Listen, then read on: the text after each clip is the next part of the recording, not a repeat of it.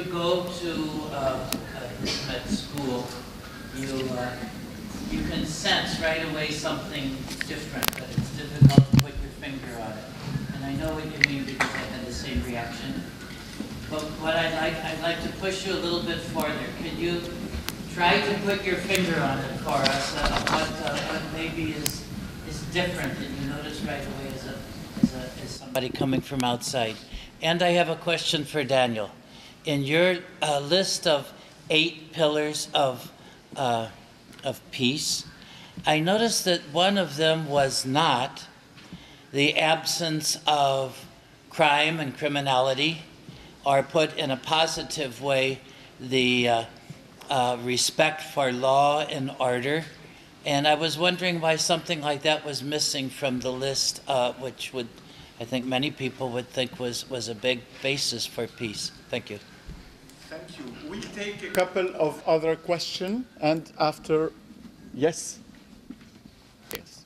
My question is to one of the speakers who raised the issue of illiteracy being linked pragmatically and conceptually, I add, to violence. Now, if that were to be the case, which I don't think it is necessarily so, why is it that so many violent and heinous crimes are committed by educated people in the world?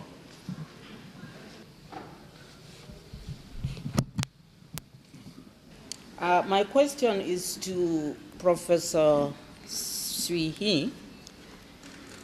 You said you encourage hope through sharing stories of courage and dedication. And is that enough, just sharing stories of people who have been courageous and dedicated, considering the fact that you have a global unrest everywhere, and in a global unrest where only the news of conflicts, of terrorism, of war are newsworthy? How has this school impacted on the situation, the global situation? Does the school do any kind of impact assessment on how they have impacted on the society? And my next question is, how can the product of human rights education, you remember this, I think one of the professors said something on human rights education, enforce their human right when it is being trampled upon?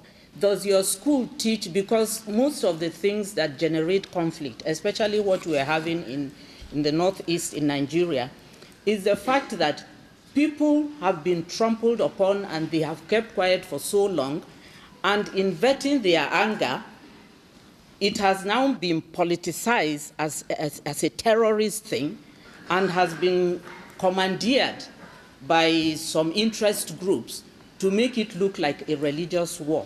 So what method can you use to vet your human right being trampled upon and get the message through, especially when it has to do with government and its not too favorable interests? Thank you.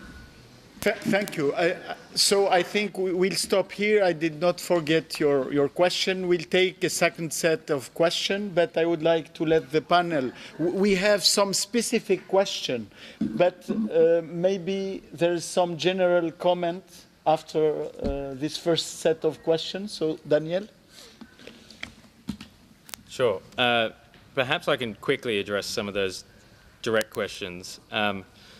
The question that you had, Tom, about the absence of crime and in the pillars of peace that I presented. The important thing about that, what those pillars represent is our notion of positive peace. And violence is fundamentally linked to positive peace. It's very much at the center of that. So what you get from those 8 pillars is low violence, essentially. And that comes back to something that Galtung actually said. He said that you can't have, you might have positive peace without negative peace, but it won't last long. And so that's what we're trying to convey with that. Rule of law is a really important aspect that we try and count in measuring governance, and it's certainly a very important part of it. And then I think there was another question from another gentleman about the link between violence and education, and it's a really, it's a really broad and complex point to make. I think what we see is, it depends on the type of violence. We all know that terrorist violence and terrorists tend to be quite well educated, and there's certainly no link to poverty there. On the other hand, in some rich countries where there is poverty, there tends to be a correlation with homicide. Now, just because there's a correlation, it's a classic thing, that doesn't mean that's causation. But the thing I would come back to is we need to really start looking at the multitude of factors that drive violence, not just one or two factors. And it gets to this idea of causality, that we really need to start to understand systems and the interaction between different institutions and behaviours and norms, and that's incredibly complex. We need to change the way we think about what actually creates violence and what actually creates peace. And education is obviously a very important part of that. Thank you, Daniel.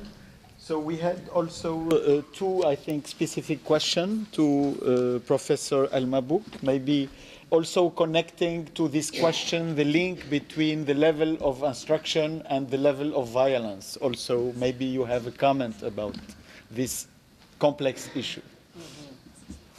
I would also echo the same comment that you have raised, that there is a correlation, which does not mean that there is a direct link. However, given some statistics that I read about inmates in prisons, usually the literacy level is below the basic or non-existent, and most of those inmates reoffend. They have the tendency to reoffend. But your observation about those who commit violence are also educated is very valid. But if we introduce a word at risk, that if a person is illiterate, then there is a risk level that goes up. Whether that person actually gets to the point of committing a violent crime or not, it probably depends on the situation and the person. The question that was raised by Professor Father Mitchell, I'm glad you raised it, because this gives me a chance to address some of the issues I wanted to address.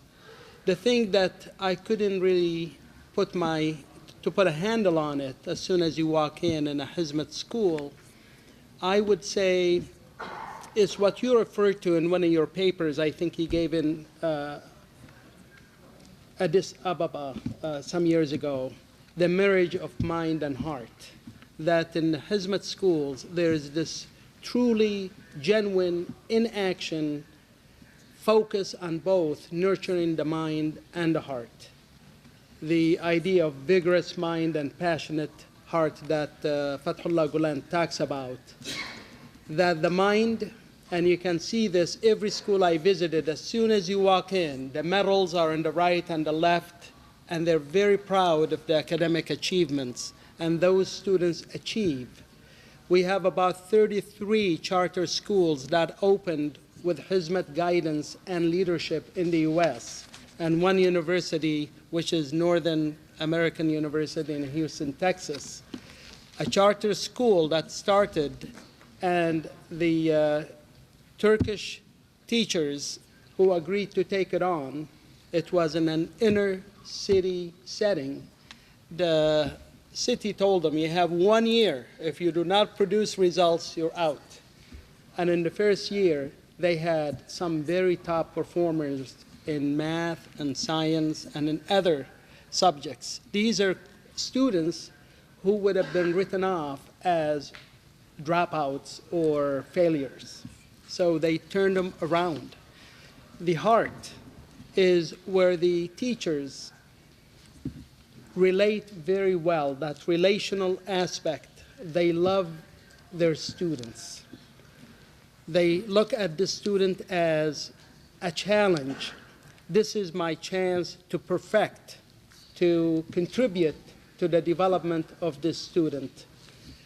They treat him with respect, they accept him, and create that sense of belongingness to the classroom as well as to the school.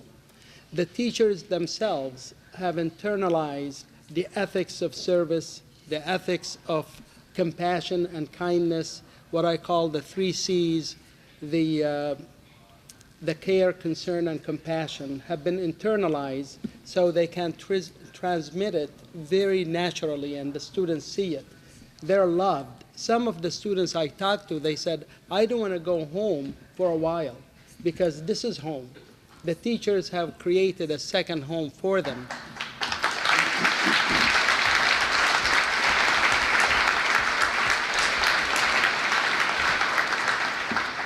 That told me thank you, so I will give him a chance. Thank you, Professor. So the last answer, could you please try to answer some specific question? Thank you very much for your, I think, very important questions.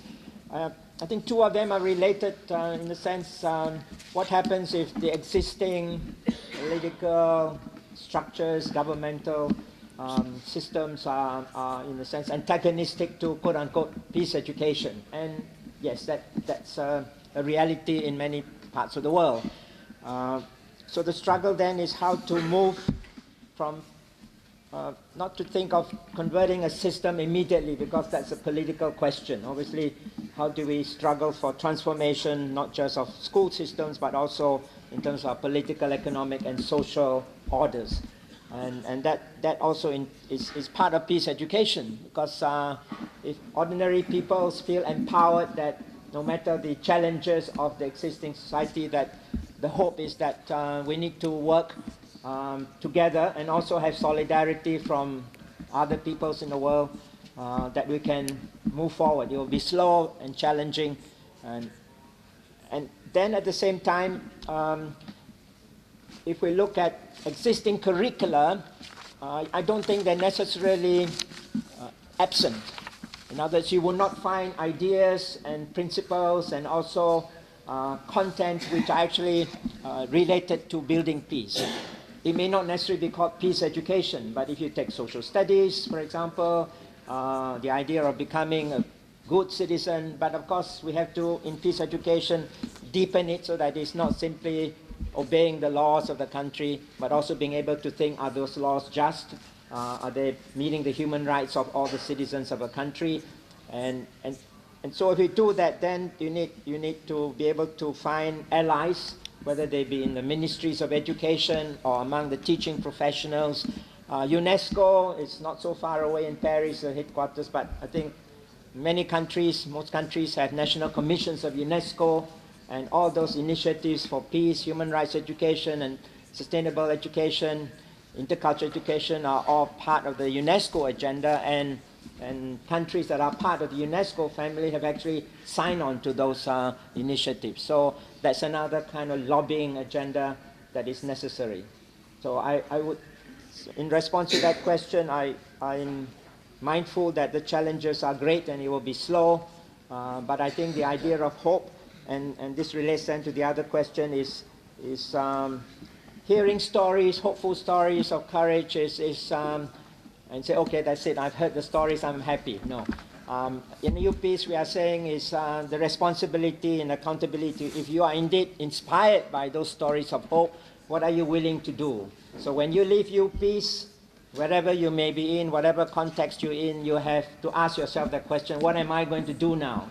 And of course, we hear back from alumni, and some of them, I think, are inspirational because they said, we have learned some ideas from UPs, but when we go back to our countries, to our institutions, it's a challenge to transform that theory into practice. But they are trying, and I think that for us is the way forward. UPs does not claim to be the savior of, the educational savior of the world. I think it is a place where these ideas of alternative visions for building peaceful schools, for building sustainable societies, for challenging militarization, for even challenging the business corporate sector to be truly responsible, and that corporate social responsibility is not just a voluntary issue. It's something that they have to do because they are part of humanity. So I hope I've answered some of your questions. Thank you. Thank you very much. I think we have small time for a second set of questions. So I think there's someone there. Yes? And the lady after. Yes. And you. Okay. Yes, my name is Boris Engelson. I am a local journalist. I watched the map on the screen. One of the most unsafe countries is a country where peace is a national religion, India. I read the pillars, the 8 pillars. Both France and Germany, just on the eve of World War I, were perfectly sticking to the 8 pillars. We were told that for the first time in post-war history, these last few years, peace is decreasing and the danger of war on the rise. But this after the longest, probably the longest period ever of the most intense period of propaganda for peace worldwide. Yugoslavia, which was an example, arch example of respect for the minorities, at least in rhetorics and education, is a country which ended up in an ethnical bloodbath.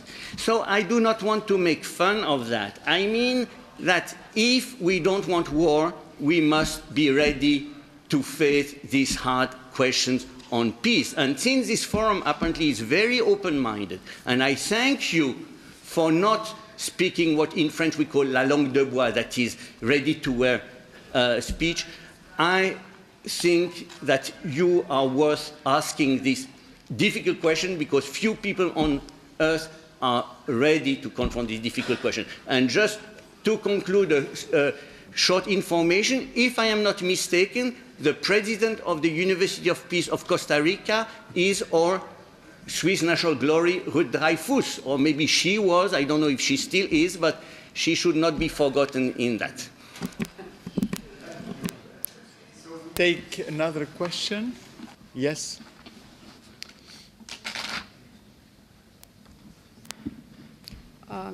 Thank you. Ayşe Yigit from Ufuk Dialogue Foundation, Nigeria.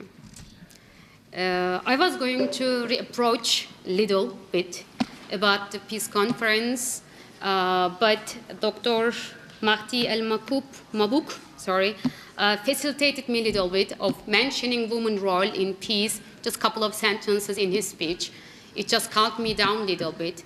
When we talk about peace, I think nobody could ignore the role of women, the role of women in education. And as he also mentioned, the professor mentioned, educate a woman to educate a nation. And yet, there is a little mention of the women's role in education. And please let me, we are here all the way from Nigeria, from Abuja. It took us 1.5 days to get here. And we are only 6 ladies. And I think it should be appreciated how much women really, work for peace of the world. And I would really wanted you to, just share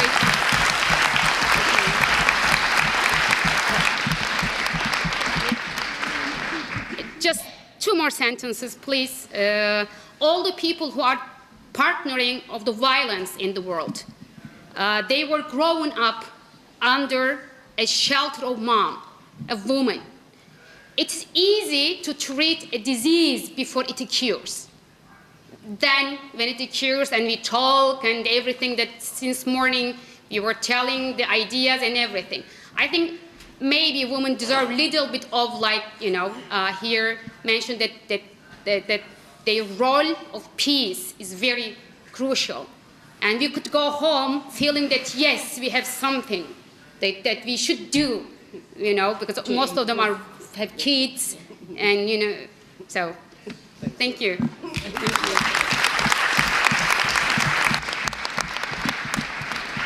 Thank you. So our last question. Harun Özcan, Gesellschaft für Dialog Baden-Württemberg from Stuttgart, Germany. I would like to start with a little statement, and I quote, "We talk so much about leaving a better planet to our kids that we forget about leaving better kids to this planet."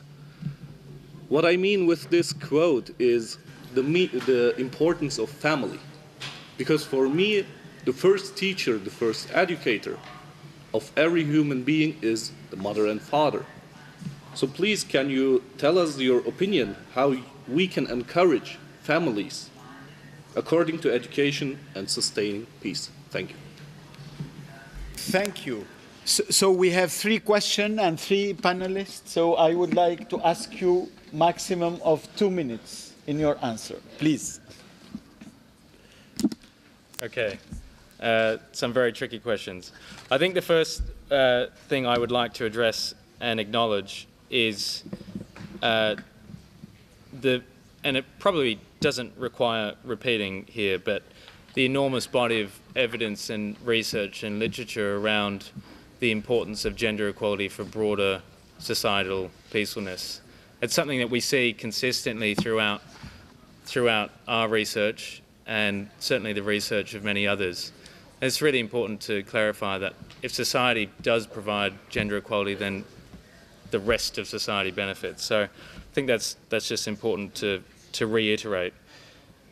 To the question about India and you know, when you look at India, it's red on the map, and you know, peace is a very important thing to Indians. But yeah, I think the exercise.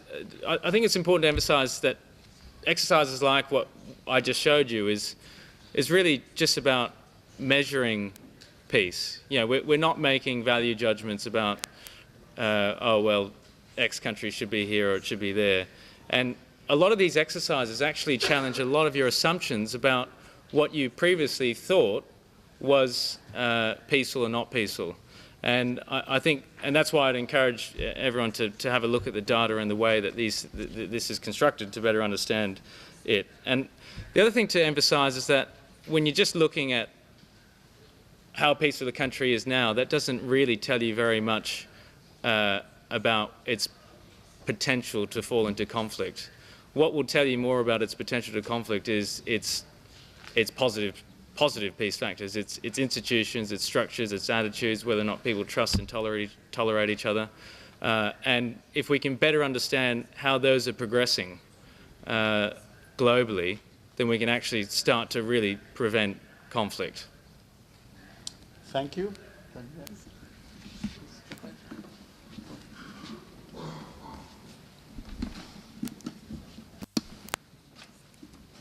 There was one question from the first round that was not addressed, and that is about the issue in Nigeria and how it's politicized.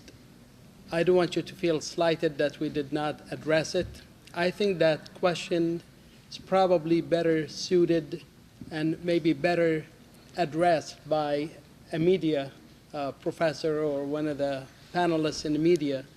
But I do commend you for your courage for speaking up that somebody else is defining or generalizing the whole area as terrorist. I think it is incumbent upon you, others, the community, to start your own media outlet so you define yourself to others instead of others defining you by the actions of the few. I just wanted to address that, and thank you for allowing me. About the parents, I had a quote to the sister who raised the question about the mother. I don't think I'd be here and I'd have achieved the education I had were it not for my mother.